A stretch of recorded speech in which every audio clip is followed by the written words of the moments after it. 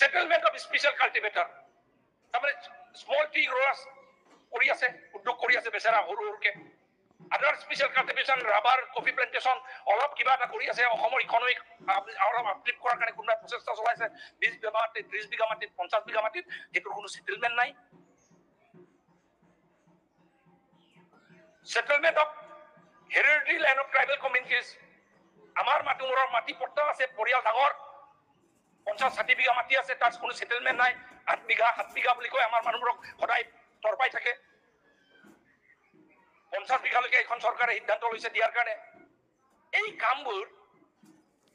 কামবোৰ অনলাইন গোটেই পেমেন্টবোৰ তাৰপিছত অটোকমতে মিছন বসুন্ধৰা 3 আৰম্ভ হৈছে ভূদান গ্ৰাম দানৰ লেণ্ডবোৰ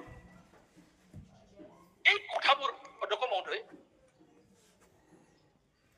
মোৰ কিমান সময় আছে আৰু এতিয়া আৰু আছে 8 মিনিট ওকে অটোকমতে এই এনসি ভিলেজবোৰ নন কেজেষ্ট্ৰেল ভিলেজবোৰ সাৰ্ভে কৰি ৰেভিনিউ কৰিব লাগে অটোকমতে এইটো মই চাইছো আমাৰ চৰকাৰে এই মিছন বসুন্ধৰা 1 মিছন বসুন্ধৰা 2 মিছন বসুন্ধৰা 3 কৰি কিবা নতুন আইন আনিছে নেকি চালু যে গোটেই আপোনাৰ ল্যান্ড ৰেভিনিউ ৰেগুলেশ্যন এক্টৰ যিমান আপোনাৰ 1886 যেতিয়া ল্যান্ড ৰেভিনিউ ৰেগুলেশ্যন যিমান এক্ট চাইছো সব আগৰ পৰা লিখা আছে Act is there, the rules are there, the regulations are there, but the earlier government they were not working. Tribal belt and প্ৰক্ৰিয়া প্ৰটেকশ্যন দিব লাগে মই না চাই আছিলো মই 2006 চনত এমএলএ হওঁতে মই আপোনাৰ এছটিএছসি কমিটিৰ মই সদস্য আছিলো তেতিয়াৰ পৰা চাইছো implementation and monitoring of chapter 10 of Assam land revenue regulation assembly committee on welfare of scheduled tribe and scheduled caste and scheduled tribe in a 38 report recommends আমি রেকমেন্ড কৰিছো যে সোনাপুৰৰ মাটিখিনি আৰু যিমান tribal belt and block area মাটি আছে এইটো enforcement বাৰে বাৰে হৈ আছে ৰখাব লাগে ইয়াৰ পৰা পিটিশন কৰিছে আপোনাৰ যেতিয়া এডিশনাল চিফ সেক্ৰেটাৰী আপোনাৰ সিকে দাস আছিলে তাৰ পাছত আকৌ নেক্সট বছৰ আকৌ আগষ্ট মাহত আকৌ গৈছে তেতিয়াও CK Das additional secretary Sonapur tribal belt and block কামৰূপত এভেকশন হৈ আছে তাৰ পাছত আকৌ উদয়ন হাজৰিকা তেতিয়া ACS deputy secretary of government of Assam আকৌ আমি পেটিশন দিছো আকৌ গৈ থাকে পেটিশন দিয়ে থাকো গৈ থাকে পট্টা দিব লাগে বুলি পেটিশন গৈ থাকে আমাৰ জিলাবোৰত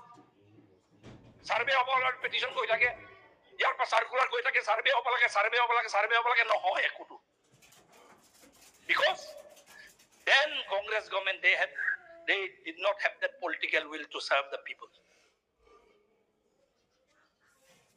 70 বছৰ 65 বছৰ খিলঞ্জীয়া মানুহক মাটিৰ পট্টা নিদিয়াকে ৰাখাটো বঞ্চিত কৰি ৰখাটো কেনেকুৱা চৰকাৰ আছিলে লাজ পাব লাগে এইবোৰ চৰকাৰ এই কংগ্ৰেছ চৰকাৰে লাজ পাব লাগে কংগ্ৰেছ নিজক পাৰ্টি বুলি কয় নেকি হে পাৰ্টি নেকি এইটো পাৰ্টি যিটো সাধাৰণ মিচিং মানুহ এটা পট্টা দিয়াব নোৱাৰে আহোম মানুহ এটা পট্টা দিয়াব নোৱাৰে চুতীয়া মানুহ এটা পট্টা দিয়াব নোৱাৰে সাধাৰণ বড়ো মানুহক পট্টা দিয়াব নোৱাৰে 65 বছৰ লগাই কিহৰ চৰকাৰ আৰু যিটো কাম বহুত টান কাম আছিল নেকি লাষ্টত দেখিলো যে টান কাম নহয় এইটো মিছন বসুন্ধৰা 1 কৰি আমাৰ ডক্টৰ হিমন্ত বিশ্ব শৰ্মা ডাঙৰীয়া মুখ্যমন্ত্ৰীৰ অধীনত এই 1-2 বছৰত শেষ কৰি দিয়া হৈছে গোটেই কাম আপুনি চাব ফটোকমতে মিছন বসুন্ধৰা 1 কি total 8,13,981 applications were received 8 lakh মানুহে দৰখাস্ত দিছে তাৰমানে 8 লাখ মানুহে ভুগি আছিলে অন্তৰে ভুগি আছিলে তিলকে ভুগি আছিলে পৰিয়াল এইটো কৈছো 8 লাখ পৰিয়াল 8 লাখ পৰিয়ালে তিলকে ভুগি আছিলে 70 বছৰ মোৰ মাটিটোৰ কি হ'ব তাৰপিছত অটোকমতে মিছন বসুন্ধৰা 2 চাব আসাম ৰেকৰ্ডেড 15 lakhs applicant ম্যাদী পট্টা তাৰমানে কি সব গভৰ্ণমেণ্ট লেণ্ড হৈ আছিলে এতিয়া ম্যাদী পট্টা আমাৰ মাটিবোৰ দিয়াই দিব লাগে বুলি 15 লাখ দৰখাস্ত দিছে তাৰমানে 15 লাখ পৰিয়ালে ভুগি আছিলে যে মোৰ মাটি মোৰ পট্টা নাই কেনেকুৱা অত্যাচাৰ 15 লাখ ইফালে 8 লাখ ইফালে মিছন বসুন্ধৰা 3 আৰু এপ্লিকেন্ট পাইছো 67 লাখ তাৰমানে 25 লাখ পৰিয়াল অধ্যক্ষ মহোদয় 1 কোটিতকৈ অধিক মানুহে মাটিৰ অধিকাৰ নোপোৱাকে আছিলে এই 2 বছৰ আগলৈকে অসম ভূমি ভাৰত ৰাষ্ট্ৰ কল্যাণকামী ৰাষ্ট্ৰ আৰু সবতকৈ পাৱাৰফুল ডিপাৰ্টমেণ্ট ৰেভিনিউ ডিপাৰ্টমেণ্ট তাৰ পাছত এই আমাৰ মানুহবোৰক বঞ্চিত কৰি থৈছিলে আৰু এই মানুহবোৰক অধিকাৰ দিয়া কামটো সবতকৈ ডাঙৰ কাম মোক যদি কয় এই 75 বছৰ ভাৰত স্বাধীন হোৱাৰ পাছত সবতকৈ ডাঙৰ কাম যদি হৈছে এই মিছন বসুন্ধৰা 1 মিছন বসুন্ধৰা 2 মিছন বসুন্ধৰা 3 আজি যেনেকে আমি সৌহিদিনা আলোচনা কৰিছিলো বিটিআৰ আপোনাৰ এছেম্বলিত যেটো আলোচনা কৰিছিলো অধ্যক্ষ মহোদয় লোকপ্ৰিয় গোপীনাথ বৰদলৈ আমাক ট্ৰাইবেলসকলক প্ৰটেকশ্যন দিয়াৰ কাৰণে যিখিনি মাটিৰ কাম কৰি থৈ গ'ল প্ৰটেকশ্যনৰ কাম কৰি থৈ গ'ল আৰু 75 বছৰ পাছত যেতিয়া আলোচনা হ'ব ডক্টৰ হিমন্ত বিশ্ব শৰ্মাৰ কথা সোণালী আখৰে লিখা যাব আৰু ভালকে অসমৰ জনগণে ভালকে আলোচনা কৰিব অন্তৰেৰে তেখেতক ধন্যবাদ দিব যে এইজন মানুহৰ দিনত আমাৰ 1 কোটিতকৈ বেছি মানুহৰ পৰিয়ালৰ 1 কোটি মানুহতকৈ বেছি মানুহৰ মাটিৰ ঝামেলা মাৰিলে আৰু বিশেষকৈ খিলঞ্জীয়া মানুহৰ ঝামেলা মাৰিলে আৰু অধ্যক্ষ মহোদয় ৰাইজে আমাৰ তাত যেতিয়া আমি গাঁৱত যাওঁ কেতিয়াবা বুজি নাপাওঁ মোৰ 300তকৈ অধিক গাঁও জোনাই সমষ্টিত আমাৰ মানে 282 villages were there which were non-cadastral NC আৰু পট্টা বিচাৰিম কাক বিচাৰিম NC ভিলেজত কাক পট্টা বিচাৰিব কি বা বঞ্চিত হৈছে আমি এই আপোনাৰ ট্ৰেক্টৰৰ পৰা বঞ্চিত হওঁ PM কিষাণৰ পৰা বঞ্চিত হওঁ সকলো দিশৰ পৰা আমি বঞ্চিত হৈ আছিলো ভাৰত ৰাষ্ট্ৰ ইমান ডাঙৰ ৰাষ্ট্ৰ এইটো নহয় যে মেকানিজম নাই ৰিসোৰ্স নাই ড্ৰোন সাৰ্ভে কৰিব নোৱাৰে বা সাৰ্ভে কৰিব নোৱাৰে ডিজিটেল সাৰ্ভে কৰিব নোৱাৰে ৰিসোৰ্স নাই অধ্যক্ষ মহোদয় সবতকৈ ডাঙৰ কি নাই বুলি ক'লে কংগ্ৰেছ চৰকাৰৰ এই সময়ত সদিচ্ছা নাছিলে সাধাৰণ মানুহৰ কাৰণে কাম কৰাৰ কাৰণে চেম অন দিছ কংগ্ৰেছ পাৰ্টি আৰু এইখন চৰকাৰৰ সবতকৈ ডাঙৰ সফলতা কি বুলি ক'লে এইখন চৰকাৰৰ এই যোৱা 3 বছৰ ধৰি জনগণক সাধাৰণ জনগণ যে তিলকে যে আজি 75 বছৰ ভুগি আছিলে এই সমস্যাবোৰৰ পৰা মাটিৰ সমস্যাৰ পৰা মুক্ত কৰাৰ কাৰণে এইখন চৰকাৰে দিনে ৰাতি এক কৰি 70-75 বছৰ নোহোৱা কাম 3 বছৰ এইখন চৰকাৰে শেষ কৰি দিছে তাৰ কাৰণে অসমৰ খিলঞ্জীয়া মানুহ এই চৰকাৰৰ প্ৰতি চিৰকৃতজ্ঞ থাকিব অধ্যক্ষ মহোদয় আগত বানপানী হয় মই শেষ কৰি দিম আৰু 30 মিনিটছ আগত বানপানী হয় আমি খুব পইচা দিব নোৱাৰো এইবাৰ বানপানী হৈছে লগে লগে আমি পইচা দিব পাৰো ক্ষতিপূৰণ ঘৰৰ ক্ষতিপূৰণ মানুহ কৰবাত ঢুকালে 20 দিনত চেক ওলাই যায় এইবোৰ প্ৰম্পট একশ্যন কংগ্ৰেছ চৰকাৰ দিনত নোৱাৰিলেহেঁতেন পাৰিলেহেঁতেন সদিচ্ছা নাছিলে আৰু কৰবাত যদি ম্যাদী পট্টা কৰি লৈছে অকল চহৰ অঞ্চলবোৰত নিজৰ হিচাপে কৰি দিছিল ভোট বেংক পলিটিক্স কৰিছিল এইখন কংগ্ৰেছ চৰকাৰে আগতে খিলঞ্জীয়া মানুহক এৰি মেলি আৰু খিলঞ্জীয়া মানুহ ক'ত যায় যাওক জোনাইৰ নিচিনা জেগাৰ খিলঞ্জীয়া মানুহৰ 300তকৈ অধিক গাঁও সাৰ্ভে নকৰিলে চেম অন দিছ কংগ্ৰেছ পাৰ্টি তেখেতসকলে খিলঞ্জীয়া মানুহৰ কাৰণে কথা কোৱাৰ কোনো অধিকাৰ নাই আজিৰ তাৰিখত আৰু শেষত অধ্যক্ষ মহোদয় তাৰমানে কিছুমান বস্তু মই শেষত কৈ দিওঁ এই অখিল গগৈ ইমান অশান্তি কৰি থাকে বুলি চবেই কৈ আছে যদি কংগ্ৰেছ চৰকাৰে যদি আগতে যদি গোটেই মাটিৰ ঝামেলা মাৰি দিলেহেঁতেন এই কৃষক মুক্তি সংগ্ৰাম মুক্তি সৃষ্টিয়ে নহয় আৰু অখিল গগৈৰ সৃষ্টি নহয় মাননীয় অধ্যক্ষ মহোদয় সদস্যৰ অনুপস্থিতিত তেওঁৰ নাম ল'ব নোৱাৰে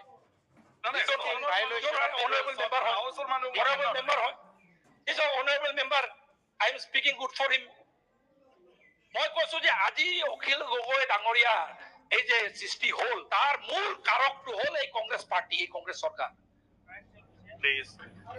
আৰু যদি কংগ্ৰেছ চৰকাৰে যদি এই মাটিৰ ঝামেলাবোৰ মাৰি দিলেহেঁতেন আজি মোক কওকচোন ক'ত আন্দোলন হ'ব এতিয়া মাটিৰ পট্টাক লৈ ক'ত আন্দোলন হ'ব নহয় এতিয়া মাৰ পট্টা হৈয়ে গ'ল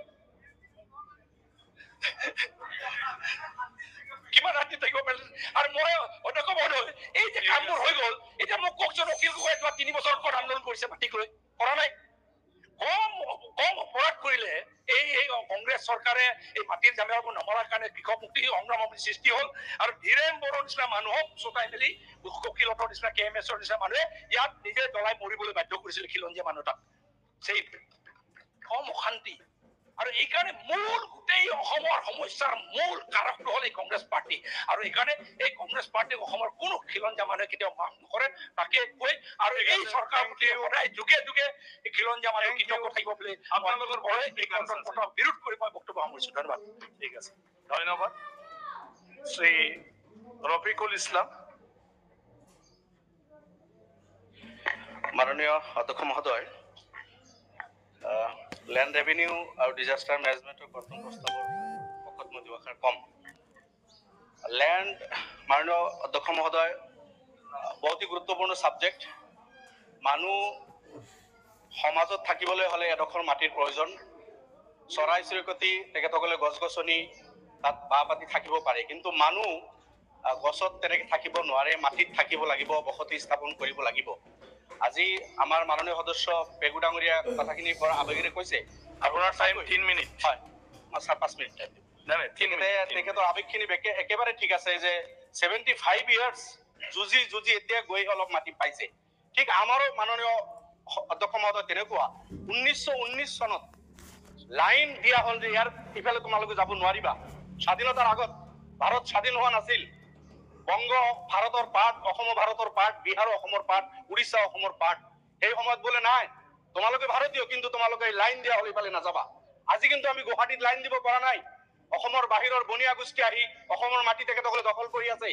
আমাক উচ্ছেদ কৰি কিনি মাটি দখল কৰি তেখেতসকলে আমাৰ মাটি লৈ গৈ আছে। এতিয়া কিন্তু আমি লাইন দিব পৰা নাই যে তোমালোকে গুৱাহাটীত সোমাব নোৱাৰা, সোণাপুৰত সোমাব নোৱাৰিবা, এইফালে তোমালোকে যাব নোৱাৰিবা। কিন্তু নিজৰ ৰাষ্ট্ৰত, নিজৰ দেশত স্বাধীনতাৰ আগত 100 বছৰৰ বেছি হ'ল আমাৰ জনগোষ্ঠীটো মাটিৰ কাৰণে, অধিকাৰৰ কাৰণে তেতিয়াৰ পৰা মনত দুখ লৈ সংগ্ৰাম কৰি আছে। কিন্তু এতিয়ালৈকে আমি মাটি নাপালো। মাননীয় অধ্যক্ষ মহোদয়, এই জনগোষ্ঠীটো 100 বছৰতকৈ বেছি সংগ্ৰাম কৰাৰ পিছতো আজি তেখেতসকলক মাটি দিয়া নহল। এতিয়া কি চলি আছে?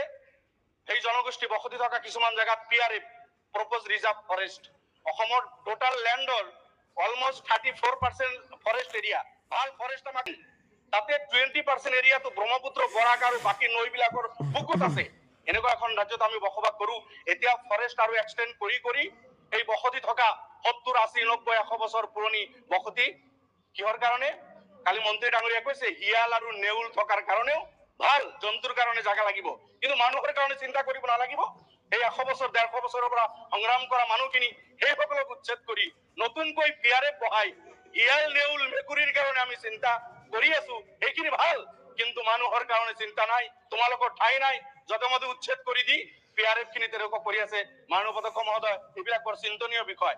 আজি আমি চাইছো কেবিনেটে সিদ্ধান্ত লৈছে কিছুমান ঠাইত PRF উঠাই দি বসতি আছিল তেখেতসকলক ঠাই দিছে, ভাল কথা। তিনচুকীয়াত জাগা দিছে, মানুহ আছিল, বসতি আছিল, এইটো বহুত ভাল কাম কৰিছে। কিন্তু তেনেস্থলত গোৱালপাৰা বা মানকাছৰ বা অন্য জাগাত এই প্ৰস্তাৱিত ফৰেষ্ট লগাই 100 বছৰীয়া মানুহবিলাকক কিয় উচ্ছেদ কৰা হ'ব? এইবিলাক যাতে নহয়। ল্যান্ড মানুহক আজি হয় চৰৰ পৰা মন্ত্ৰী হৈছে, কিন্তু চৰৰ মাটি সাৰ্ভে হোৱা নাই, এই দুখো আমাৰ আছে। গতিকে সাৰ্ভে অতি সোনকালে কৰক, সাৰ্ভে কৰি মাটিখিনি এলটমেন্ট দিয়াৰ ব্যৱস্থা কৰক।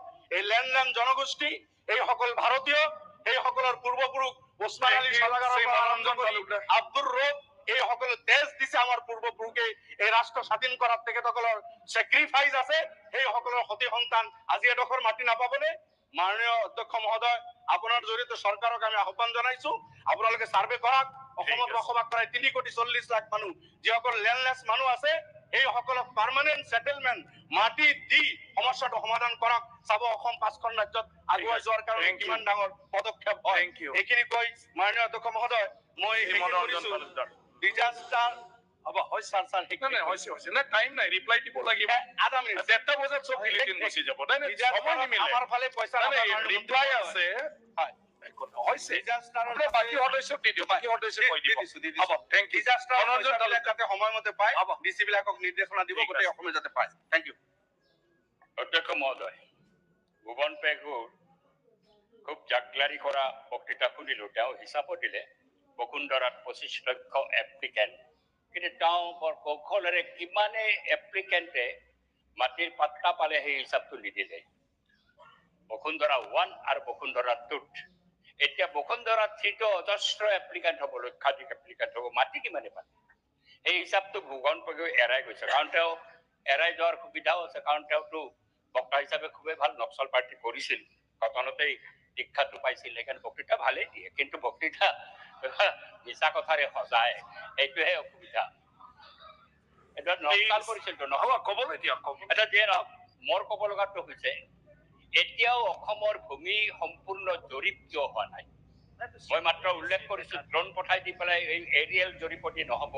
অসমৰ মাটি যদি আজি স্থিৰ কৰিব লগা হয়, এতিয়া ইমিডিয়েট এই চৰকাৰে জৰীপ কৰা দৰকাৰ আনফালে মই ক'ব বিচাৰিছো ডিজাষ্টাৰৰ ক্ষেত্ৰতে যে এতিয়া অধ্যক্ষ মহোদয় পইণ্ট অফ অৰ্ডাৰ এইটো শব্দটো এক্সপাণ্ড কৰিব লাগে নক্সাল কৰিছিল বুলি মোৰ নামটো লৈছে আমকা আছিলে কি জৰীপ হেৰি আপুনি কওঁতে কোনো পইণ্ট অফ অৰ্ডাৰ দিয়া নাই ইমান নাগৰিক কথা কৈছে আপুনি আৰু অন্তঃকৰণ কৰি নক্সাল কৰিছে বুলি কৈছে যে সেইকাৰণে নক্সালটো ভাল পইণ্ট অফ অৰ্ডাৰ এইখিনি মাজত কিয় দিব লাগে বেলেগতো দিয়া নাই আপোনাৰ কথাটো কোনো বাধা দিয়া নাই আপুনি ক'ব লাগিছিলে আপোনাৰ কথাটো মই পইণ্ট অফ অৰ্ডাৰ দিছোঁ আপুনি দিব লাগিছিলে ভাষণ দিলে আপুনি দিব লাগিছিলে আপুনি যদি ভাষণ দিলে আপুনি কৈ আপোনাৰ দিব লাগিছিলে আৰু আপুনি কিয় আপুনি এজনে ভাষণ দিলে পইণ্ট অফ অৰ্ডাৰ দিয়াত আপোনাক কোনে বাধা দিছে আপুনি বিপ্লৱ কৰিব অনাৰেবল মেম্বাৰ আপোনাৰ কথাটো ৰাখক কথাটো মই সময়খিনি কাটি আছে আপুনি কৈ থাকক এটা গৰাখহনীয়াত লক্ষ মানুহ এতিয়া যেতিয়া উৎপাতটো হৈছে তেনি গুচি গৈছে হয় তেওঁলোকে নাযাব লগা ঠাইলৈকে গৈছে মই স্বীকাৰ কৰোঁ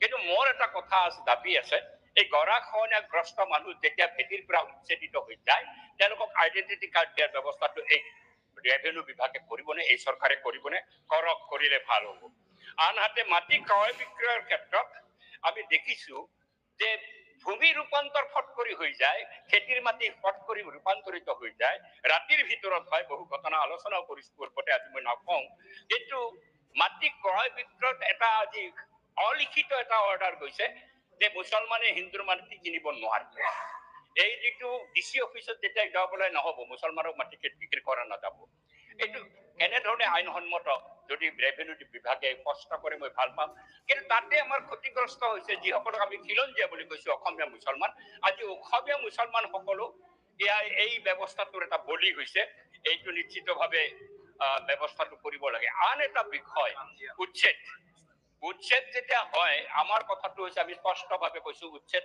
কৰবাত চৰকাৰক মাটি লাগিলে উচ্ছেদ কৰিব পাৰে চৰকাৰে যদি ভূমিহীন মাটি মানুহ যদি সেই মাটিত বহি থাকে তেতিয়া অকল তেওঁলোকক সংস্থাপিত কৰাৰ ব্যৱস্থা এটা কৰিব লাগে আমাৰ ৰেভিনিউ মন্ত্ৰী আছে ৰেভিনিউ মন্ত্ৰীৰ তলত কমিশনাৰ আছে ছেক্ৰেটাৰী সকল আছে ডিচি আছে এছডিচি আছে ব্যাগম বিভাগ এই ব্যাগম বিভাগটোৱে কৰবাত চৰকাৰী মাটিত মানুহ যদি বহি আছে তেওঁলোকে পূৰ্বতেই তাৰ সমস্ত জৰীপ কৰি পেলাই এই মানুহবিলাক ভূমিহীন হয় নে নহয় বিচাৰ কৰি পেলাই যদি ভূমিহীন হয় তেওঁলোকক পূৰ্বতে সংস্থাপিত কৰিব লাগে কৰাৰ পিছত মাটিখিনি যদি প্ৰয়োজন হয় চৰকাৰী উচ্ছেদ কৰাত মোৰ আপত্তি নাথাকিব কিন্তু উচ্ছেদ কৰাৰ পিছত যেতিয়া গৰুখুটিত আকৌ মাটি দিব লগা হয় কাজিৰঙাত উচ্ছেদ কৰাৰ পিছত যেতিয়া ক্ষতিপূৰণ দিব লগা হয় ই এটা মৰ্মান্তিক ঘটনা চৰকাৰৰ পইচাও উচ্ছেদ হ'ল এনেকুৱা ব্যৱস্থা কৰিব নালাগে মাত্ৰ মই এটা গুৰুত্বপূৰ্ণ বিষয় মোৰ সমষ্টিৰ মই আপোনাৰ সন্মুখত তুলি ধৰি মোৰ বক্তব্য সামৰণি মাৰিম সেইটো হৈছে মোৰ সমষ্টিত এখন কিসমত বাৰিষা বুলি গাঁও আছে তাৰ এটা পাৰা আছে বঙালী হিন্দু মানুহ বসবাস কৰে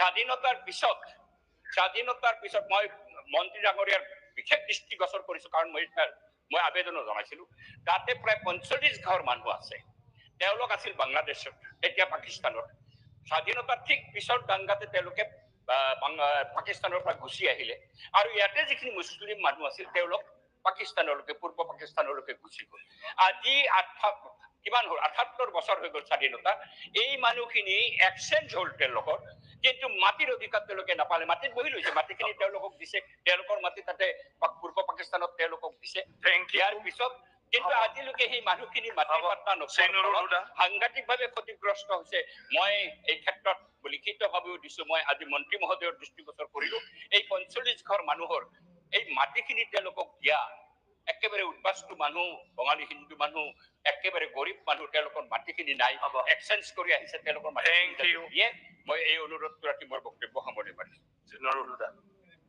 মাননীয় অধ্যক্ষ মহোদয় 7 মিনিট আছে ৰাজহ বিভাগৰ কঠোৰ ব্যৱস্থাপনাত মোক ক'ব দিয়াৰ কাৰণে মই আপোনাক ধন্যবাদ জনাইছো ৰাজহ বিভাগটো মানুহৰ জীৱন আৰু জীৱিকাৰ লগত জড়িত ইয়াৰ আগতে মই এটামান কথা ক'ব লাগিব ছাৰ আমাৰ সন্মানীয় বিধায়ক ভূপেন পেগুৰাগৰীয়াই কিছু কথা কৈ গ'ল যে কংগ্ৰেছে একো কৰা নাই নিজৰ তেওঁ যিটো স্কুলত পঢ়িছে যিটো হাই স্কুলত পঢ়িছে যিটো কলেজত পঢ়িছে যিটো ইউনিভাৰ্চিটিত পঢ়িছে এই গোটেইখিনি কংগ্ৰেছে নিৰ্মাণ কৰা গতিকে তেখেতে অতীতক পাহৰি গ'লে নহ'ব অতীতক যিসকলে পাহৰি যায় সেইসকলক কি বুলি কয় গতিকে অতীতক পাহৰি যাব নালাগে এনেদৰে কথা ক'ব নালাগে গতিকে মই ক'ব ওলাইছো ছাৰ আমাৰ এই বিভাগটোৱে আমাৰ গৰাখহনীয়াগ্ৰস্তৰ কথা ক'ব ওলাইছো মই অসমৰ বিভিন্ন সময়ত বিভিন্ন ঠাইত গৰাখহনীয়াগ্ৰস্ত হৈ প্ৰায় 60 লাখৰ ওপৰত মানুহ গৃহহীন হৈ আছে।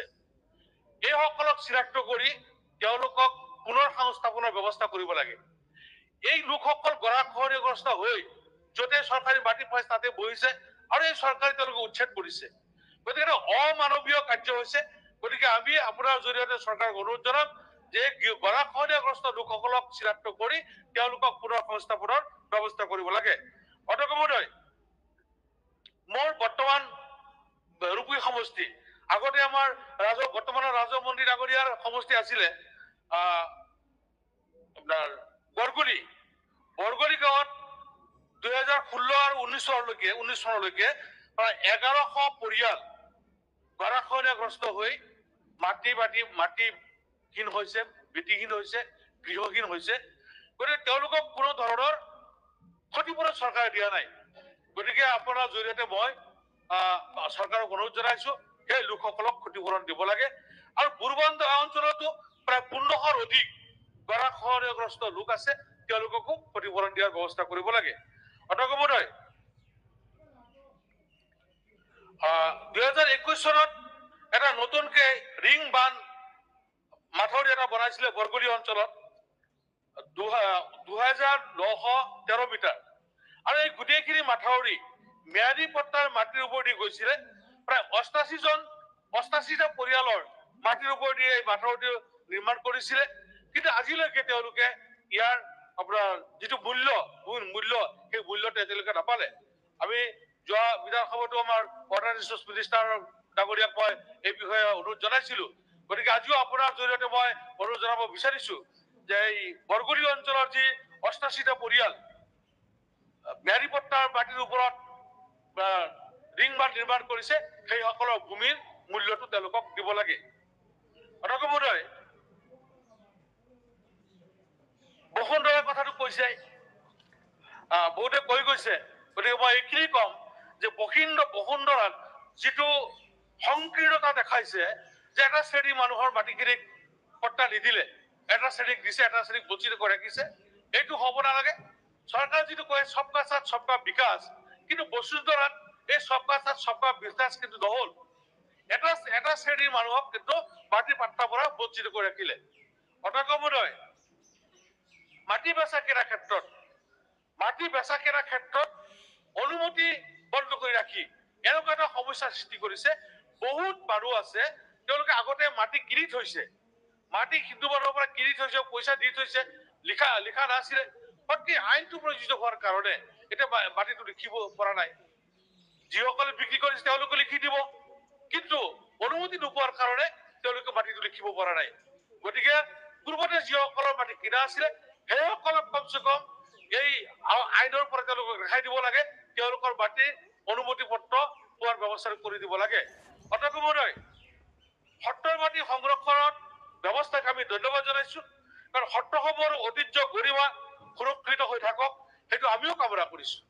কিন্তু তাত এটা নিৰ্দেশ দিছে ছাৰ, যে সত্ৰৰ 5 কিলোমিটাৰ এলেকাৰ ভিতৰত কোনো মাটি বেচা কিনা নহব। সেই সত্ৰৰ 5 কিলোমিটাৰ এলেকাৰ ভিতৰত আমাৰ ইছলাম ধৰ্মীয় মানুহৰ বহুত ম্যাদী পট্টাৰ মাটি আছে। সেইসকলে কেতিয়াবা আপোনাৰ বেমাৰত পৰিছে, কেতিয়াবা হয়তো ঋণগ্ৰস্ত হৈছে, মাটি বিক্ৰী কৰিবৰ প্ৰয়োজন হৈছে, কিন্তু মাটিখিনি বিক্ৰী কৰিব পৰা নাই। গতিকে এই যিটো আইন কৰিছে যে সত্ৰৰ 5 কিলোমিটাৰ এলেকাৰ ভিতৰত মাটি বেচা কিনা, সেই ক্ষেত্ৰতো আমাৰ ইছলাম ধৰ্মীয় লোকসকলক ৰেহাই দিব লাগে। তেওঁলোকে যাতে মাটিটো বেচা কিনা কৰিব পাৰে, ম্যাদী মাটি, সেই ব্যৱস্থাটো দিব লাগে। অধ্যক্ষ মহোদয়, আমাৰ লাট মণ্ডলৰ কাৰণে এই চৰকাৰে সাক্ষাৎকাৰ লৈছিলে, বাছনিও কৰিছে, আকৌ ট্ৰেইনিঙো দিছে। ট্ৰেইনিং দিয়াৰ পিছত, প্ৰশিক্ষণ দিয়াৰ পিছতো সেইসকলে আজিলৈকে নিযুক্তি নাপালে। এই বহুত আপোনাৰ নিবনুৱা এনেকে প্ৰশিক্ষণ লৈ ঘৰতে বহি আছে। গতিকে চৰকাৰে এই ক্ষেত্ৰত মনোযোগ দিলে ভাল হয়। যিসকলক প্ৰশিক্ষণ দিছিলে সেইসকলক নিযুক্তি দিয়াৰ কাৰণে মই অনুৰোধ জনাইছো। আৰু আমাৰ গাঁও প্ৰধানৰো সাক্ষাৎকাৰ লৈ তেওঁলোকক সিলেকশ্যন কৰিছে। আজি প্ৰায় 1 বছৰ ওপৰত হৈ গৈ সিলেকশ্যন কৰিছে, কিন্তু তেওঁলোকক নিযুক্তি দিয়া নাই। তেওঁলোকক নিযুক্তি নিদিয়াৰ কাৰণে আমাৰ গাঁও প্ৰধানৰ যিখিনি কাম, সেই কামৰ পৰা, সেই সুবিধাৰ পৰা ৰাইজ বঞ্চিত হ'ব লগা হৈছে। অধ্যক্ষ মহোদয়, আমাৰ এই বানপানী আৰু গৰাখহনীয়া বানপানী আৰু গৰাখহনীয়াত মোৰ ৰূপহী বিধানসভা সমষ্টি এলেকাৰ বুৰবান্দা বগামুখ বৰগলি আদি বৃহত্তৰ অঞ্চল গৰাখহনীয়া এতিয়াও হৈ আছে ছাৰ আৰু এই গৰাখহনীয়া প্ৰতিৰোধৰ কাৰণে আমি চৰকাৰক আহ্বান জনাইছিলো অৰ্ডাৰ ষ্টেচন মিনিষ্টাৰ ডাঙৰীয়াই কিছু পদক্ষেপ লৈছে কিছু ৰূপায়ণ দি আছে কিন্তু এটা এলেকাত দিছে আৰু এটা বৃহৎ এলেকা বাদ পৰি আছে আৰু এই এলেকাটো যদি এতিয়াই যদি জিঅ' বেগ দি এই গৰাখহনীয়াটো বন্ধ নকৰে তেতিয়াহ'লে আৰু বৃহৎ ক্ষতি হ'ব ডাঙৰ গৰাখহনীয়াৰ সৃষ্টি হ'ব গতিকে মই আপোনাৰ জৰিয়তে বিভাগীয় মন্ত্ৰী মহোদয়ক অনুৰোধ জনাইছো যে আমাৰ বুৰবান্দা অঞ্চলত বগামুখ অঞ্চলত এতিয়া যি গৰাখহনীয়া চলি আছে এই গৰাখহনীয়া প্ৰতিৰোধৰ কাৰণে জিঅ' বেগ দি এই বাৰিষা আগতে যাতে জিঅ' বেগ প্ৰদান কৰি এই গৰাখহনীয়াটো বন্ধ কৰে তাৰ কাৰণে আমি বিনম্ৰভাৱে অনুৰোধ জনাইছো অধ্যক্ষ মহোদয় মোৰ সমষ্টিত মই কালিও কৈছিলো যে মোৰ সমষ্টিত বহুত ভাৰতীয় নাগৰিক তেওঁলোকে গৃহহীন বিভুহীন লোক হয় তেওঁলোকে চৰকাৰী মাটি বসবাস কৰিছিল উচ্ছেদ কৰা হৈছে তেওঁলোকক এতিয়ালৈকে মাটিৰ ব্যৱস্থা কৰি দিয়া নাই গৃহ দিয়া নাই গতিকে মই অনুৰোধ জনাইছো যিসকল আমাৰ উচ্ছেদ কৰিছে সেই উচ্ছেদিত পৰিয়ালসমূহক গৃহ আৰু ভূমিৰ ব্যৱস্থা কৰি দিয়াৰ কাৰণে অনুৰোধ জনাই মোৰ বক্তব্য সামৰিব পাৰিছো থেংক ইউ শ্ৰী অধ্যক্ষ মহোদয় এটা কথা খালি সুধিব বিচাৰিছো এতিয়া গ্ৰাণ্ট 6 আৰু 41 এইটো চলিব জইণ্ট এইটোৱে চলিব টাইম নহ'ব আৰু গ্ৰাণ্ট 64টো কি হ'ব এইটো এনেহে লৈ থৈ দিছে টাইম যদি মিলাই টাইম গ্ৰাণ্ট 64টো নহয় তাৰ আধা ঘণ্টা আছে তাৰপিছত ৰিপ্লাই আছে ঠিক আছে থেংক ইউ বেলেগ বিষয়ত আপোনালোকে অন্য দিনত কথা পাতক আৰু এতিয়া কাৰোবাৰ নাম কাটি তাতে কৈ দিয়ক আপোনালোকে এতিয়া শ্ৰী এইটোত আমাৰ থাকিব ৰমেন্দ্ৰ আছে নেকি সময় এইটো আপোনাৰ সময় আছে নেকি আছে নাই আপোনালোকৰ কাৰোবাৰ কাটিব লাগিব একো নাই সময় আছে আপোনালোকৰ সময় আছে মাননীয় অধ্যক্ষ ঠিক আছে মাননীয় অধ্যক্ষ মহোদয় বিৰোধী দলে যি কৰ্তন প্ৰস্তাৱ আনিছে এই কৰ্তন প্ৰস্তাৱৰ বিৰোধিতা কৰি মই কিছু কথা অৱগত কৰিব বিচাৰিছো মাননীয় অধ্যক্ষ মহোদয় বৰ্তমানৰ চৰকাৰখনে আমাৰ খিলঞ্জীয়া মানুহৰ ভূমিৰ অধিকাৰৰ ক্ষেত্ৰত যি এক ঐতিহাসিক পদক্ষেপ গ্ৰহণ কৰিছে তাৰ বাবে মই মাননীয় মুখ্যমন্ত্ৰী আৰু তেতিয়াৰ ৰাজমন্ত্ৰী যোগেন মহন ডাঙৰীয়ালৈ আন্তৰিক ধন্যবাদ জ্ঞাপন কৰিছোঁ মাননীয় অধ্যক্ষ মহোদয় এই ঐতিহাসিক পদক্ষেপটো হৈছে যে বসুন্ধৰা আঁচনি আজি বসুন্ধৰা আঁচনিৰ জৰিয়তে অসমৰ লাখ লাখ খিলঞ্জীয়া মানুহে আজি ভূমিৰ অধিকাৰ খুব কম সময়ৰ ভিতৰতে পাবৰ কাৰণে সক্ষম হৈছিল ভাৰত স্বাধীন হ'বৰ আজি প্ৰায় ৭৭-৭৮ বছৰ হ'ল আৰু এই ৭৭-৭৮ বছৰে আমাৰ অসমৰ খিলঞ্জীয়া মানুহৰ যিটো ভূমিৰ সমস্যা আছিল এই ভূমিৰ সমস্যাটো সমাধানৰ ক্ষেত্ৰত তেনেধৰণে ঐতিহাসিক পদক্ষেপ লোৱা পৰিলক্ষিত হোৱা নাছিল কিন্তু বৰ্তমানৰ এই বিজেপি নেতৃত্বাধীন মিত্ৰজোঁটৰ চৰকাৰে বসুন্ধৰা 1ৰ জৰিয়তে প্ৰায় ৫,৮২,৬৭৮টা পৰিয়ালত আজি যিটো সৰু সৰু কাম যেনে নামজাৰি কৰা বাটোৱাৰা কৰা মিউটেশ্যন কৰা আজি বিভিন্ন ধৰণৰ যিখিনি কাম আছিল আজি সেই কামখিনিৰ কাৰণেও আজি অসমৰ খিলঞ্জীয়া মানুহে আজি উপায়ুক্তৰ কাৰ্যালয় আৰু চক্ৰ বিষয়াৰ কাৰ্যালয় তাক পাতি কাঢ়িব লগা হৈছে হাৰাশাস্তিৰ সন্মুখীন হ'ব লগা হৈছে কিন্তু আজি প্ৰায় ৫,৮২,০০০ মানুহে আজি সহজতে আজি এই সুবিধা লাভ কৰিবৰ কাৰণে সক্ষম হৈছে ঠিক বসুন্ধৰা 2.0ৰ জৰিয়তেও আজি 2,35,659 পৰিয়ালে আজি ভূমিৰ পট্টা পাবৰ কাৰণে সক্ষম হৈছে। ঠিক তেনেকে এতিয়া বৰ্তমান 3O আমাৰ আৰম্ভ কৰা হৈছে আৰু এতিয়ালৈকে 5,65,113টা পৰিয়ালে অনলাইনত আজি তেওঁলোকে আবেদন দাখিল কৰিছে। ইতিমধ্যে জিঅ' টেকিঙৰ কাম আৰম্ভ হৈছে 1 ফেব্ৰুৱাৰীৰ পৰা আৰু মই আশা ৰাখিছোঁ যে প্ৰায় 4,50,000 পৰিয়ালে যোগ্যতা ভিত্তিত নিশ্চয় তেওঁলোকে এই মাটিৰ পট্টা পাবৰ কাৰণে সক্ষম হ'ব। কিন্তু মাননীয় অধ্যক্ষ মহোদয়, এতিয়া আমাৰ গুৱাহাটী মহানগৰীৰ বাবে আমাৰ যেহেতু 2019 চনৰ যেটো ল্যান্ড পলিচি ল'লে, এই ল্যান্ড পলিচি মতে 2001 চনৰ আগৰ যিসকলৰ নথি আছে সেই সকলে তেওঁলোকে অনলাইন যোগে আবেদন কৰিব পাৰিব। এতিয়া 1999 চনত যিসকল পৰিয়ালে 15 বছৰ বা 15 বছৰতকৈ অধিক কাল একে স্থানতেই বসবাস কৰি আছে সেইসকলক মাটিৰ পট্টা দিয়াৰ এটা সুবিধা আছিল। কিন্তু এতিয়া এই সময়সীমাটো আজি যদি 2001 চন ধৰা হয়, এতিয়া 2025 24 বছৰৰ আগৰ নথিপত্ৰ তেওঁলোকে দাখিল কৰিব লাগিব। গতিকে মই বিশেষভাৱে আমাৰ ৰাজহ বিভাগৰ মাননীয় মন্ত্ৰীক এটা অনুৰোধ কৰিব বিচাৰিছোঁ, যিটো পলিচি লৈছে এইটো 15 বছৰ সময়সীমা ধৰি অলপ সৰলীকৰণ কৰি তেনেধৰণে দিয়াৰ কিবা ব্যৱস্থা ল'ব পাৰে নেকি। আৰু গুৱাহাটী মহানগৰীত আমাৰ কেইবাখনো পাহাৰ আছে। আজি এই পাহাৰ অঞ্চলতো বহু পৰিয়ালে প্ৰায় 85,000তকৈ অধিক পৰিয়ালে বসবাস কৰি আছে। এতিয়া পাহাৰ অঞ্চলৰ যিখিনি ৰাজহ বিভাগৰ ভূমি আছে, এই ৰাজহ বিভাগৰ ভূমিখিনিত য'ত ভূমিস্খলন নোহোৱা অঞ্চল আছে, সেই অঞ্চলবিলাকত মাটি পট্টা দিয়াৰ ব্যৱস্থাটো কৰিব লাগে।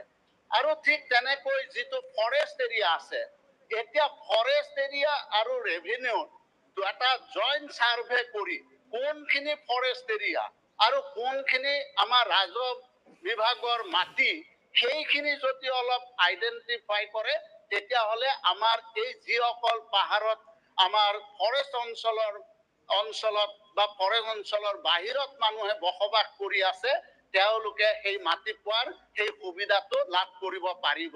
ছাৰ, যিখিনি ফৰেষ্ট লেণ্ডত মানুহ আছে সেইখিনিৰ কেন্দ্ৰীয় চৰকাৰৰ এখন 2006 চনৰ এটা নটিফিকেশ্যন আছে আৰু সেই নটিফিকেশ্যন মতে under the provisions of the schedule tribe, যিসকল জনজাতীয় মানুহে বাস কৰি আছে বা other traditional forest dwellers, recognition of forest rights act 2006 with immediate effect and conversion of such villages in revenue villages as per the laid down procedures of Government of India.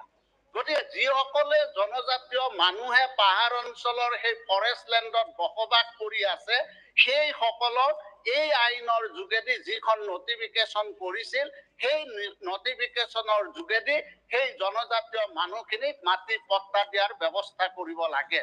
আৰু এটা দেখা গৈছে যে আমাৰ যিবিলাক বৰ্ডাৰ এৰিয়া, মোৰ এতিয়া Assam Meghalaya border area, এতিয়া বৰ্ডাৰ এৰিয়া আমাৰ গড়ভাঙা, জালুকবাহন, ৰংমালী, নংটাৰী, দলৈপাহাম, আমচিং আদি বিভিন্ন ভিলেজ আছে। এইবিলাক হ'ল ফৰেষ্ট ভিলেজ আৰু এইটো মেঘালয় আৰু অসমৰ বৰ্ডাৰ এৰিয়া, সীমান্তৱৰ্তী অঞ্চল। এতিয়া এই সীমান্তৱৰ্তী অঞ্চলবিলাকত আমাৰ মেঘালয় যিখিনি অঞ্চল আছে সেই অঞ্চলত কিন্তু সেই মেঘালয়ৰ বাসিন্দাসকলে মাটিৰ পট্টা পাইছে, কিন্তু আমাৰ অসমৰ সেই সীমান্তৱৰ্তী এলেকাত মাটিৰ পট্টা নোপোৱাৰ কাৰণে আজি মেঘালয়ৰ যিটো আগ্ৰাসন, সেই আগ্ৰাসনটো আমাৰ অসমৰ ভিতৰলৈকো এই আগ্ৰাসনটো চলি আছে। যদি সেই সীমান্তৱৰ্তী এলেকাত যিখিনি ফৰেষ্ট ভিলেজ আছে বা ফৰেষ্ট ভিলেজখিনি যদি ৰেভিনিউ ভিলেজ বা তেনেধৰণে যদি ৰূপান্তৰ কৰি সেই মানুহখিনিক যদি পট্টা দিয়াৰ ব্যৱস্থা কৰিব পৰা যায়, তেতিয়াহ'লে মেঘালয়ৰ বা আমাৰ সীমান্তৱৰ্তী যিবিলাক নিকটৱৰ্তী ৰাজ্য আছে তেওঁলোকৰ আগ্ৰাসনটো বন্ধ হ'ব আৰু আমাৰ বৰ্ডাৰটো যদি আমাৰ পট্টা দিয়ে তেতিয়াহ'লে সেই মাটিখিনি সুৰক্ষিত হৈ থাকিব। তেনেধৰণৰ যদি ব্যৱস্থা গ্ৰহণ কৰা হয় তেতিয়াহ'লে যথেষ্টখিনি সুবিধা হ'ব বুলি মই ভাবো। এতিয়া গুৱাহাটী মহানগৰীত যিটো প্ৰিমিয়াম ধাৰ্য কৰা হৈছে সেই প্ৰিমিয়ামখিনি যথেষ্টভাৱে বৃদ্ধি কৰা হৈছে। আজি ইয়াতে দুখীয়া মানুহখিনি যিখিনিয়ে দুখীয়া মানুহে আজি ইয়াত বসবাস কৰি আছে, পাহাৰ অঞ্চলত বসবাস কৰি আছে, সেই অঞ্চলৰ মানুহে এতিয়া যিটো প্ৰিমিয়াম ধাৰ্য কৰিছে সেই প্ৰিমিয়ামখিনি দিব নোৱাৰে। এইটো মানে প্ৰিমিয়াম লাখ 10 লাখ 20 লাখ পাৰ কথা। গতিকে সেইটো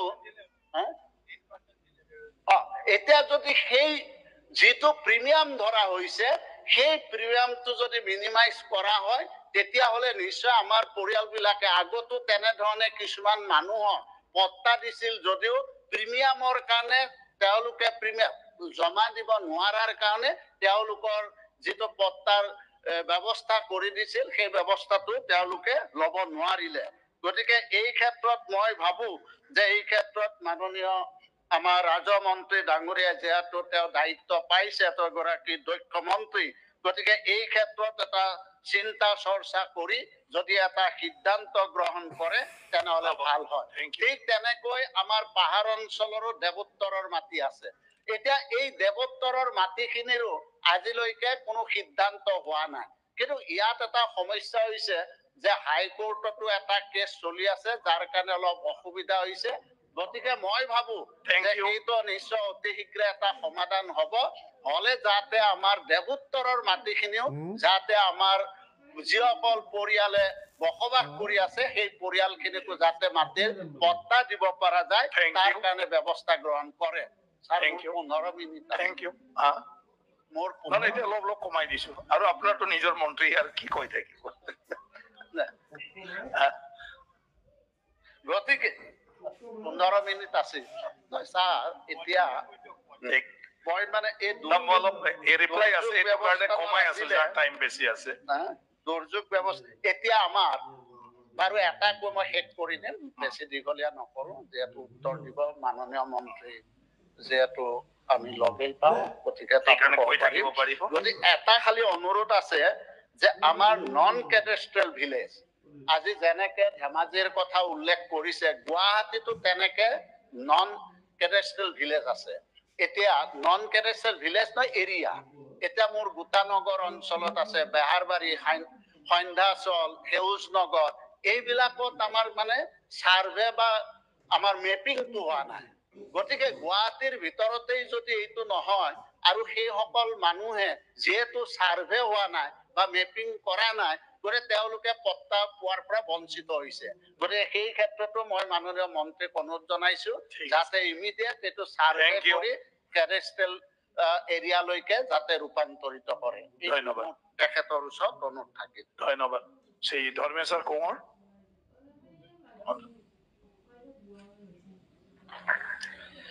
3 মিনিট।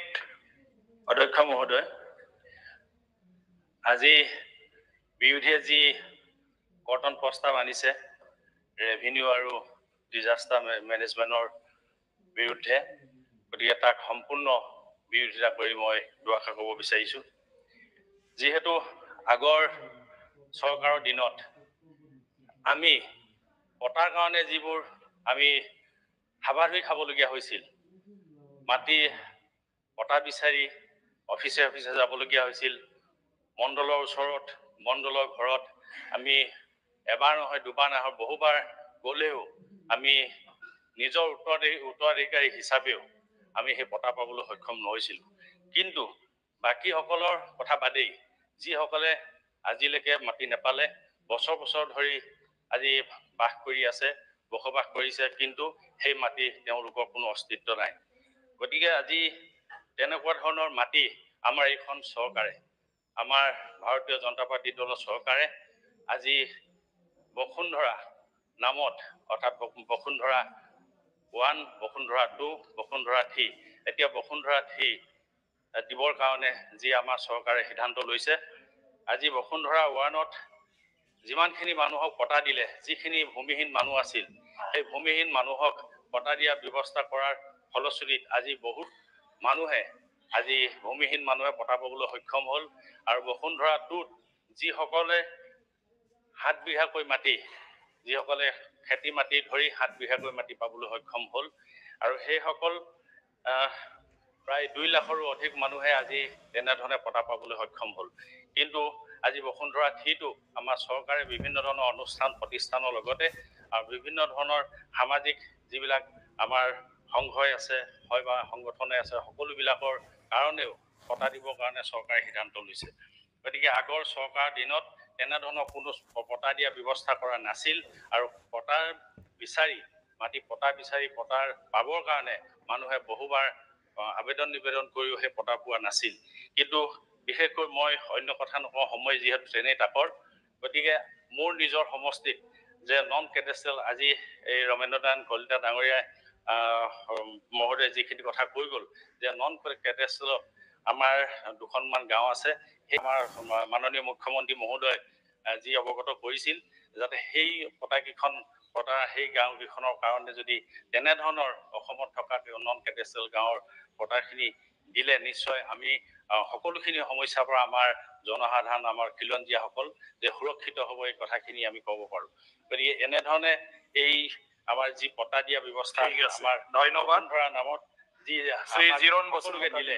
গতিকে এইখিনি তাতে ভৱিষ্যত আৰু এই বিপদৰ পৰা আমি সকলো আমি খিলঞ্জীয়া সুৰক্ষিত হ'ম তাকেই আমি ভাবিছোঁ গতিকে আজি বিৰোধীয়ে যি প্ৰস্তাৱ আনিছে সেই কটক প্ৰস্তাৱৰ বিৰোধিতা কৰি মোৰ এই বক্তব্য সামৰণি মাৰিছোঁ ধন্যবাদ জিৰণ বসুমতাৰী মানগোনাं बुंथिगिरि राजा और दुर्योग व्यवस्थापना दाबी नम्बर 6 और 41 बेनि कर्तन प्रस्तावनि हेंथायै आङो फंनैसो बाथ्रा बुंनो नागिरदों थारैनो दिनै जोङो राजो बिभागखौ जुदि बुंनो थाङोब्ला बेवहाय माखासे गोबां सोलाय सोल' जानायखौ जों नुदों जे सिगांनि जे सरकार बे सरकारा जेरैबायदि जोंनो थागिबि रायजो राजाफोरनो थाखाय जे हाफोरखौ जेरैबायदि होनांगौमोन बेबायदि पाट्टा होनायखौ जों नुबोआखैमोन नाथाय आथिखालनि जे सरकार मानगोनां डक्टर हेमन्त बिश्व शर्मा बिथांनि दैदेननाय जे सरकार आरो राजो बिभागाव थानाय जाय बिथां मिनिस्टार बिथांमोननि दैदेननायाव जों दिनै हानि खामानिफोरखौ गाहामैनो गाहाम मावनानै लानो हादों आरो थिग बेबादिनो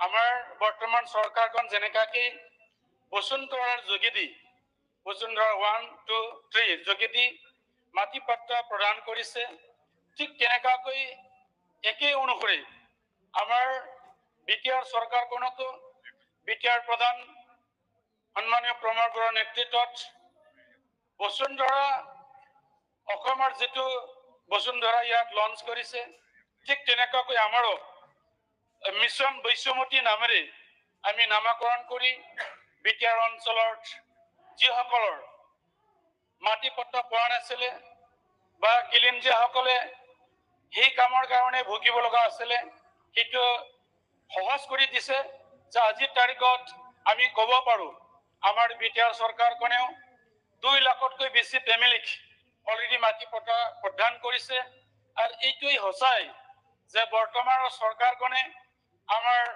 সাধাৰণ ৰাইজৰ কাৰণে যেটো আমি মাটিৰ বিভিন্ন সমস্যাত আমি ভুগি আছিলো সেই সকলক দিবৰ কাৰণে আমি এতিয়া অতিপৰি লাগিছো আৰু ৰাইজ উপকৃত হৈছে গতিকে ইয়াৰ দ্বাৰা মই এটা কথা ক'ব বিচাৰিছো উপৰোক্ত বক্তাসকলে যি কথাটো কৈছে যে আমাৰ যিসকলৰ নদীৰ কাকত ভবা কৰে নদীয়ে বছৰে বছৰে বানপানী আৰু গৰিকণা কৰাৰ পিছত হোৱাৰ ফলত বিভিন্ন জায়গাত বিভিন্ন ধৰণৰ আমাৰ ৰাইজে মাটি নাইকিয়া হৈ যায় তাৰ কাৰণে বিভিন্ন জায়গাত ইহঁতে থাকিব লগা হয় আৰু ইহঁতৰ কাৰণে মাটি যেটো আকৌ পুনৰ বহবাৰ কাৰণে সিহঁতৰ কাৰণে সুবিধা কৰিব দিব লগা হয়, সেইটো নিশ্চয় চৰকাৰে কৰি দিলে ভাল হয়, কাৰণ সিহঁতৰো ভৱিষ্যতৰ জীৱন আছে, পৰিয়ালসকলক পোহপালন দিব লগা আছে, সেইখিনি ভালদৰে চালি জাৰি চাই সিহঁতকো মাটি পট্টা প্ৰদান কৰাৰ ব্যৱস্থা কৰিব লাগে। লেণ্ডলেছ হিচাপত যিসকল আছে তেওঁলোকক আমাৰ যি ক্ৰাইটেৰিয়া আছে সেই অনুপাতে বসবাস কৰিবৰ কাৰণে জাগাটো দিব লাগিব। ঠিক তেনেকাকেই আমাৰ বিটাৰ অঞ্চলতো এইটো চালি জাৰি চাই আছে আৰু জৰীপৰ কামো চলি আছে। যিসকলে আমাৰ বনাফাইড চিটিজেন আৰু ইয়াত লেণ্ডলেছ হৈ আছে সিহঁতক মাটি দিয়াৰ কাৰণে অলৰেডি চিন্তা চৰ্চা কৰা হৈছে, এইটো অনতি পলমে কৰিব লাগে। আৰু ইয়াৰ লগতে মই যিহেতু ইয়াত দুটা বিভাগ আছে, দুৰ্যোগৰ কথাটো মই ক'ব বিচাৰিছো। দুৰ্যোগত আমি ক'বলৈ গ'লে বানপানী, গৰাখহনীয়াৰ লগতে ধুমুহা বতাহৰ ফলত বহুতো জাগাত ক্ষতিগ্ৰস্ত হয় আৰু ক্ষতিগ্ৰস্ত যিসকল ফেমিলি তেওঁলোকে চৰকাৰৰ পৰা যি সাহায্য পাব লাগে নোপোৱা নহয়, পায়, কিন্তু যাতে অতি সোনকালে পায় তাৰ কাৰণে চৰকাৰে গ্ৰহণ কৰিব লাগে। আৰু ইয়াৰ উপৰি যিহেতুকে মই গোসাইগাঁও সমষ্টিৰ এজন বিধায়ক, আমাৰ গোসাইগাঁৱৰ সমষ্টিৰ অন্তৰ্গত যিটো ৰায়মনা নেশ্যনেল পাৰ্ক, আজিকালি হাতীৰ উপদ্ৰৱটো বেছি হৈছে আৰু সেই হাতী উপদ্ৰৱটো আমি কেনেকুৱাকৈ ৰোধ কৰিব পৰা যায় তাৰ যিটো ব্যৱস্থা সেই ব্যৱস্থা চৰকাৰে কৰিব লাগিব। আৰু ৰিচেণ্টলি যোৱা যিটো 13 তাৰিখ ফেব্ৰুৱাৰীত আমাৰ ৰায়মনাৰ নেশ্যনেল পাৰ্কতে লাগি থকা গাঁওখনৰ নাম বনগাঁও, সেই অঞ্চলৰ হাতীয়ে এখন ঘৰত আহি এজন বুঢ়ী মাকক গছকি তাতে মৃত্যুবৰণ কৰিব লগা হ'ল। বুঢ়ীজনৰ বয়স আছিলে ৭৪ বছৰ, চৈত্যৱতী বসুমতাৰী, আৰু লগতে যিজন তাৰ স্বামী আছিলে বুঢ়া মানুহ তেখেতৰ বয়স 75, তেওঁ সূত্ৰ সিং বসুমতাৰী ইনজুৰ হ'ব লগা হৈছিলে। গতিকে এই গোটেইটো আমি চাই কেনেকুৱা ধৰণৰ এই হাতীৰ উপদ্ৰৱটো আমি অলপ কমাব পৰা যায় বা ৰোধ কৰাৰ ব্যৱস্থা কৰিব পৰা যায়, তাৰ কাৰণেও চৰকাৰে ব্যৱস্থা কৰিব লাগিব। ছাৰ অকণমান বঢ়াই দিয়ক, মই অকলে কৈ আছো আমাৰ দলৰ পৰা। যিকি নহওক নিশ্চয়কৈ চৰকাৰে তৎকালীন ব্যৱস্থা ল'ব।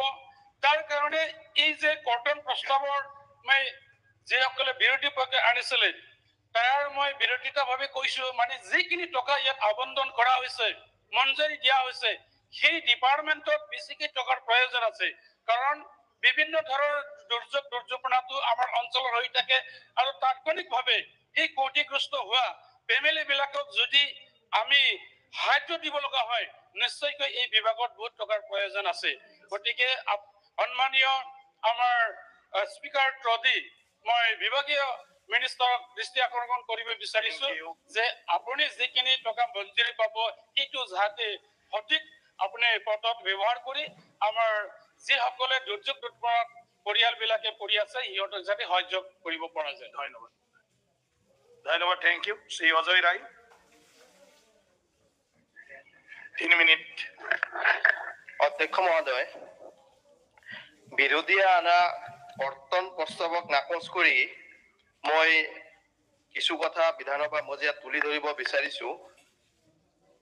অধ্যক্ষ মহোদয়, আমি এটা কথা জানো যে অসমৰ বিশেষকৈ ভূমিপুত্ৰসকলে বিভিন্ন সময়ত বিভিন্ন ধৰণে আন্দোলনত নেতৃত্ব লৈ অসমখনক বিভিন্নভাৱে পিছমুখলৈ ঠেলি দিছিলে। কিন্তু আমাৰ এই চৰকাৰখন অহাৰ পিছত আমাৰ মাননীয় মুখ্যমন্ত্ৰী ডক্টৰ হেমন্ত বিশ্ব শৰ্মা ডাঙৰীয়াৰ নেতৃত্বত আৰু আমাৰ ৰাজহ বিভাগৰ মন্ত্ৰী যোগেন মোহন ডাঙৰীয়াৰ নেতৃত্বত আৰু এতিয়া মন্ত্ৰী কেশৱ মহন্ত ডাঙৰীয়াৰ নেতৃত্বত অসমৰ এই জ্বলন্ত সমস্যাৰ যি সমাধান কৰাৰ চেষ্টা কৰিছে বা ইতিমধ্যে কৰিছে, তাৰ কাৰণে অসমবাসীৰ হৈ আমি সদায় চিৰ কৃতজ্ঞ থাকিম। কাৰণ এটাই যে আমি নিজকে ভূমিপুত্ৰ বুলি কওঁ, কিন্তু চৰকাৰ আহিছে আৰু গৈছে, তেনে ক্ষেত্ৰত ভূমিপুত্ৰসকলৰ যি ভূমিৰ অধিকাৰ, সেই অধিকাৰৰ পৰা বাৰে বাৰে বঞ্চিত কৰা হৈছিলে। আমাৰ এই চৰকাৰ অহাৰ পিছত অধ্যক্ষ মহোদয় বসুন্ধৰা আনি পেলাই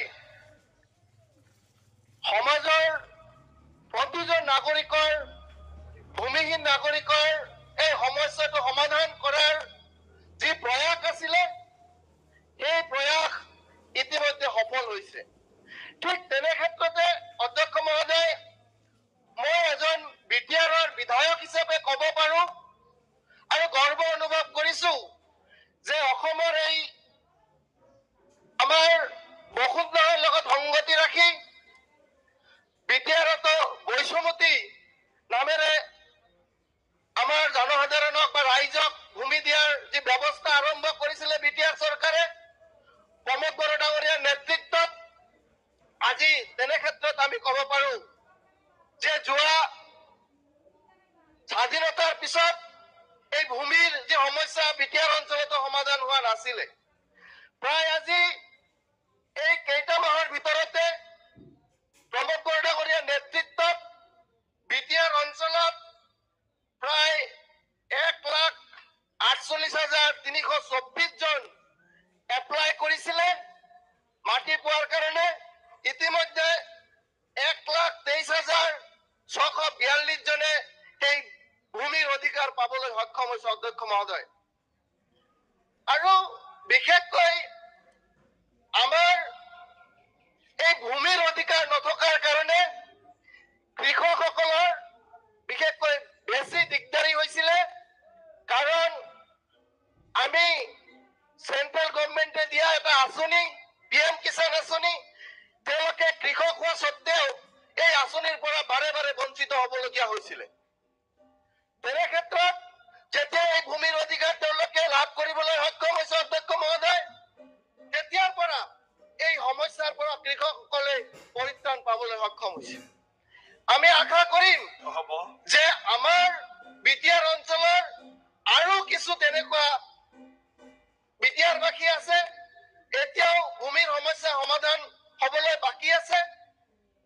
আমাৰ এই সমস্যা অতি সোনকালে সমাধান কৰিব লাগে। তেনে ক্ষেত্ৰত মই বিজনী সমষ্টি বুলি ক'লে আমি প্ৰায় 8,273 জন এপ্লিকেশ্যন পাইছিলো, তাৰে ভিতৰত 7,782 জনক আমি ইতিমধ্যে ভূমি পাট্টা দিবলৈ সক্ষম হৈছো। আমি দুৰ্যোগ ব্যৱস্থাৰ কথা যদি আমি কওঁ, যেতিয়াই বানপানী আহিছে, আমি বানপানী হোৱাৰ আগতে আমাৰ চৰকাৰী বিষয়াসকলক আমি দেখিছো প্ৰস্তুতি লোৱাৰ। আৰু সেই প্ৰস্তুতিয়ে কোনো ধৰণৰ জনসাধাৰণক অসুবিধাৰ পৰা মুক্ত কৰাৰ কাৰণে আগতীয়া এই ব্যৱস্থাই যথেষ্টখিনি সহায় কৰিছে। ইতিমধ্যে মোৰ সমষ্টি ডিলিমিটেশ্যনৰ আগত এটা ভিলেজ আছিলে কুচলাইগুৰি, সেই কুচলাইগুৰি ভিলেজত সকলোখিনি এছচি মানুহ। মই আপোনাৰ জৰিয়তে মন্ত্ৰী মহোদয়ক অনুৰোধ কৰিম যে এই এছচি মানুহৰ কিছু অসুবিধা বিজিআৰ থকাৰ কাৰণে তেওঁলোকে বসুন্ধৰাত পাবলৈ সক্ষম হোৱা নাই। যদি কিবা এটা ব্যৱস্থা কৰি এই মানুহখিনিক সকাহ দিব পাৰে, তাৰ কাৰণে আপোনাৰ জৰিয়তে মন্ত্ৰী মহোদয়ক অনুৰোধ জনাইছো। ধন্যবাদ।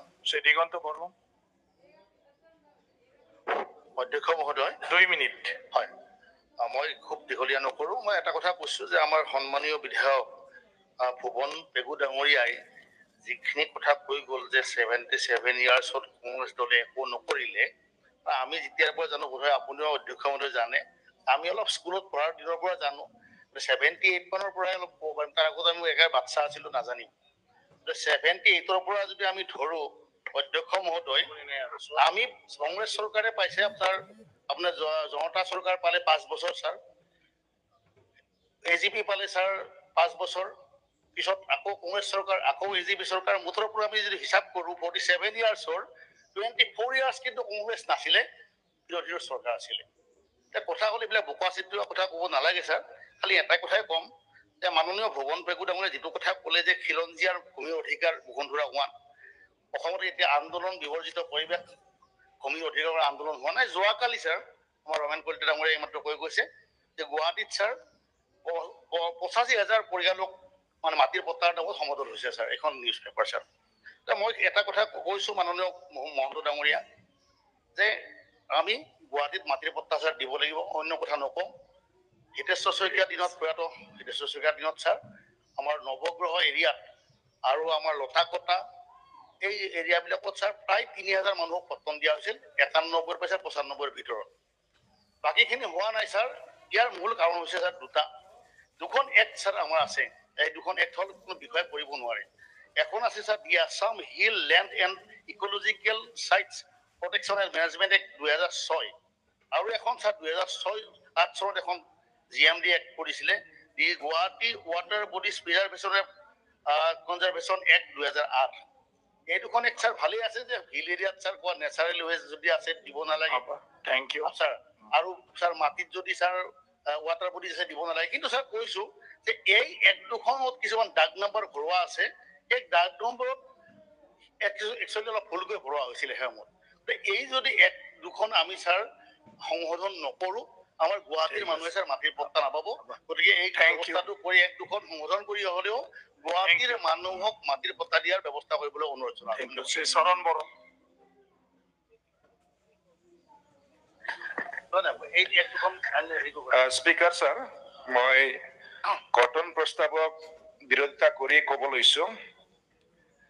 ছাৰ, যিহেতু আমি গাঁৱতে থকা মানুহ, কিন্তু এটা দৃষ্টিগতৰ হৈ আছে আমাৰ খেতি পথাৰবিলাক কমি গৈ আছে।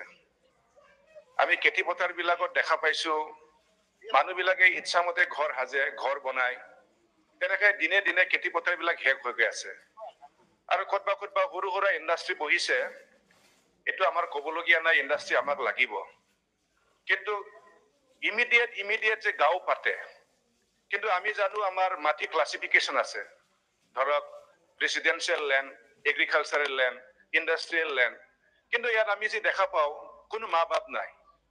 ইচ্ছামতে যোনে বন গৈছে, পথাৰত গৈছে, গাঁও সাজিছে, যাৰ ফলত আমাৰ খেতি পথাৰবিলাক কমিবলৈ গৈ আছে। কাৰো পৰা পাৰ্মিশ্যন ইয়াত ল'ব নালাগে। আৰু আমিও কি কৰিছো, যেতিয়া নিৰ্বাচন আহে কোনোবাই বিৰাট ডাঙৰ নদী পাৰ কৰি দুখন ঘৰ সাজিছে, আমি এইবিলাকত ভোট খুজিব যাওঁ, তেখেতসকলে কয় আমাক দালাং লাগে, আমাক কয় কাৰেণ্ট লাগে, আমিও প্ৰতিশ্ৰুতি দি আহো।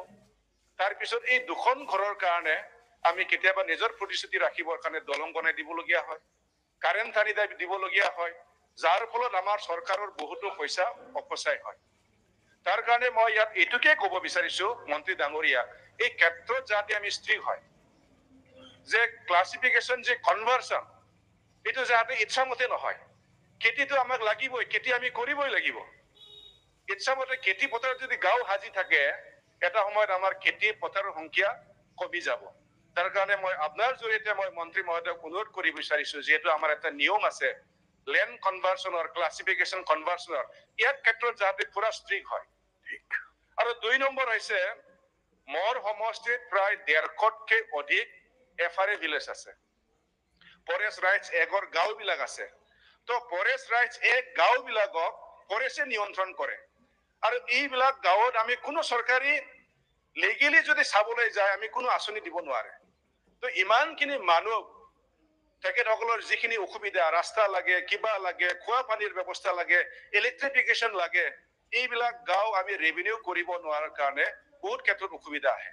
তাৰ কাৰণে মই অনুৰোধ কৰিব বিচাৰিছো, এই গোটেইখিনি কামটো ৰেভিনিউ ডিপাৰ্টমেণ্টৰ কাম নহবও পাৰে, কিন্তু ইয়াত ফৰেষ্ট ডিপাৰ্টমেণ্ট আৰু ৰেভিনিউ ডিপাৰ্টমেণ্টে একেলগে যৌথভাৱে কাম কৰি পেলাই এই গাঁওবিলাকক ইমিডিয়েট ৰেভিনিউ ভিলেজ কৰাৰ পদক্ষেপটো ল'ব লাগে। তাৰপিছত আৰু মই ক'ব বিচাৰিছো, এটা হ'ল এইটো আমাৰ অঞ্চলত মই যি দেখিছো চবতকে ডাঙৰ সমস্যা হ'ল নিজৰে মাটি কাগজ নাই, ইয়াৰ কাগজ লাগে, দখলত আছে, ম্যাদী পাত্তা নাই। আৰু BGR লেণ্ডবিলাকত বহুতো ইণ্ডিজিনিয়াছ মানুহবিলাক সোমাই আছে। কিন্তু এইটোৱে চবতকে ডাঙৰ, চবতকে চেঞ্চিটিভ ইছ্যু, কিন্তু এই কামটো আমি এতিয়ালৈকে কৰিব পৰা নাই। আমাৰ অসমত বসুন্ধৰা 1, বসুন্ধৰা 2, বসুন্ধৰা 3 চলি আছে। ধন্যবাদ, খুব ধুনীয়া কাম ইয়াত চলি আছে, যথেষ্ট সমাধান হৈছে। কিন্তু আমি এতিয়াও দেখা পাইছো বসুন্ধৰা 3 লৈকে আমি বিজিআৰ লৈকে আমি যাব পৰা নাই। কিন্তু আমাৰ BTC অঞ্চলত এতিয়া বৈষ্ণৱতী 1 চলি আছে। বৈষ্ণৱতী 1ত মাত্ৰ কিছুমান কাম চলে, যেনেকি একশনীয়াটো আমি ম্যাদী কৰিব পাৰে, বাটুৱাৰে আমি কৰিব পাৰে। তাৰ কাৰণে যেহেতু লেহেম গতিত চলি আছে, এইটো যদি স্পীড আপ কৰে, স্পীড কৰি পেলাই যাতে যি মূল আমাৰ বিষয় যে আমাৰ দখলত থকা নিজৰ মাটিটো পাট্টা কৰিব লাগে, বিজিআৰ য'ত নেকি ইণ্ডিজিনিয়াছ মানুহবিলাক আছে, এইখিনি যাতে আমি কৰিব পাৰো। আমি এনেও 2টা ষ্টেপ তলত আছো। ইয়াত আমাৰ বৈষ্ণৱতী 1 চলি আছে, ইয়াত আমাৰ বসুন্ধৰা 3 চলি আছে, আৰু আমি দেখিছো বসুন্ধৰা 3টো আমি বিজিআৰটো চুব পৰা নাই। ঠিক আছে, তাৰ কাৰণে বহুত স্পীড আমি যাব লাগিব। ধন্যবাদ। তাৰ পিছত লাষ্টলি মই এটা ক'ব বিচাৰিছো, এইটো হ'ল কতবা নহয় কতবা এই বিভাগত ৰাইজে হাৰাশাস্তি খাই আছে। আমাৰ তাত কেতিয়াবা আপত্তি আহে, টকা পইচা বিচাৰে আমাৰ পৰা, অফিচাৰ বিলাকে থকা নহলে কাম কৰিব নোখোজে, কেতিয়াবা পেপাৰে কাগজে আমি দেখা পাওঁ। এই ক্ষেত্ৰত যাতে মন্ত্ৰী মহোদয় অলপ গুৰুত্ব দিয়ে, যাতে এই বিভাগটো একেবাৰে নিকা হয়, ইয়াৰ ক্ষেত্ৰত গুৰুত্ব দিবৰ কাৰণে মই আপোনাৰ জৰিয়তে মন্ত্ৰী মহোদয়ক অনুৰোধ কৰিছো। ধন্যবাদ। ধন্যবাদ। তো সেই আমিনুল ইসলাম 2 মিনিট। আৰু কোনো টাইম নাই, মানে এলপি কব, তাৰপিছত ৰিপ্লাই। মাননীয় অধ্যক্ষ মহোদয়, সময় নাই, হৈ গল। যি কব লাগে এইফালে দি দিয়ক, তেখেতে কব। নালাগে, প্লিজ প্লিজ, সময় নাই আৰু দে। আমিনুল ইসলাম ডাঙৰীয়া। মাননীয় অধ্যক্ষ মহোদয়, যেহেতু ল্যান্ড বিষয়টো আমাৰ ষ্টেটৰ এটা সাবজেক্ট, আৰু যিটো সাবজেক্টৰ জৰিয়তে অত্যন্ত সেন্সিটিভ ইস্যু, যিটো ইস্যুৰ জৰিয়তে গোটেই ৰাজ্যখনৰ ভূমি ব্যৱস্থাটো সংশোধনী কৰা বা ব্যৱস্থা কৰা। আমি দেখিছো যে ইয়াৰ আগতে আমাৰ তেজ গোৱালা ডাঙৰীয়া এটা পইণ্ট আনিছিল যে চাহ বাগানৰ মানুহখিনি এটা সময়ত ভাৰতবৰ্ষৰ বিভিন্ন পৰ্যায়ৰ পৰা আনিছিল, তেখেতসকলে অসমখন সুন্দৰ কৰিছে, বনাইছে। মই এই কথাটো এইখানটো ক'ব খোজো যে এটা সময়ত একেটা ভাৰতবৰ্ষৰে পূৰ্ববংগৰ পৰা যিখিনি মানুহ অনা হৈছিল, তেখেতসকলেও এই মানে গ্ৰ' মোৰ ফুডছৰ জৰিয়তে তেখেতসকলক আনি যি ব্যৱস্থা কৰা হৈছিল, তেখেতসকলৰ কাৰণে সকলো ব্যৱস্থা কৰা হৈ আছে, সকলো ধৰণৰ মাটিৰ ব্যৱস্থা কৰি আছে। কিন্তু এটা শ্ৰেণীক কিন্তু বঞ্চিত কৰি ৰখাৰ এটা কৌশল ইয়াত চলি আছে। স্পষ্টভাৱে আমি এই কথাটো ক'ব বিচাৰিম যে বসুন্ধৰা 1, 2 আৰু 3ৰ জৰিয়তে ভূমি যিটো দিব বিচাৰিছে আমি ভাল পাইছো, কিহৰ কাৰণে এটা ভূমিৰ এটা সেটেলমেন্টৰ জৰিয়তে ভূমি দিয়া হ'ব। কিন্তু এইটোৰ জৰিয়তে খিলঞ্জীয়া নাম এটা নতুনকে দি 3 জেনাৰেশ্যনৰ কথা ল্যান্ড পলিচি নতুনকে বনাই 3 জেনাৰেশ্যনৰ দিলে, এই যে খিলঞ্জীয়াৰ নামত য'ত ডিফিনেশ্যন নাই, তাত কিন্তু এটা সেপাৰেট ব্যৱস্থা কৰি থকা হৈছে। ঠিক আছে, যিবিলাক ভূমিপত্ৰ পাব আমি আপত্তি কৰা নাই, কিন্তু যিবিলাকে এই ভাৰতৰ এটা পাৰ্টৰ পৰা আছিল, তেখেতসকলক বঞ্চিত কৰাৰ যিটো কৌশল, চৰকাৰ যিটো ব্যৱস্থাপনা, এইটো কিন্তু এটা মাৰাত্মক ভয়ানক এটা ষড়যন্ত্ৰ এই মানুহখিনিৰ বিৰুদ্ধে। দ্বিতীয় কথাটো মই ক'ব বিচাৰিছো এই কাৰণে যে 3 জেনাৰেশ্যন যদি ধৰা যায়, যিদিনৰ পৰা 3 জেনাৰেশ্যন